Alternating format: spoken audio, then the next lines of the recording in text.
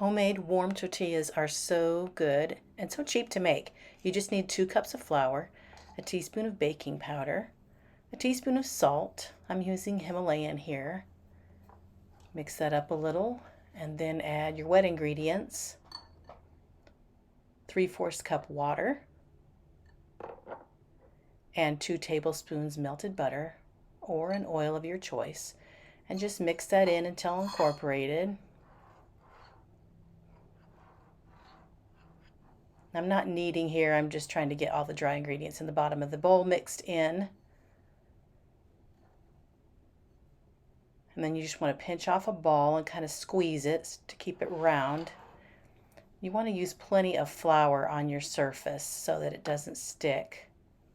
And from the very beginning, pat it into a round circle so it's easier to roll out and stay in a circle. Try to roll from the middle out in different directions. And then turn it and move that flour around as much as possible, again, so it won't stick. At the end, though, you want to pat all of that flour off if you can and put it in a hot cast iron pan, about medium-high heat. It only takes about 30 seconds till it browns, and then you just flip it. And when that's done, put it in a pan with a towel so you can cover it and keep it warm and moist, and then scrape that flour to the edge so it doesn't burn the next tortilla. Then just keep them going. Use an assembly line if you need to because they are worth it.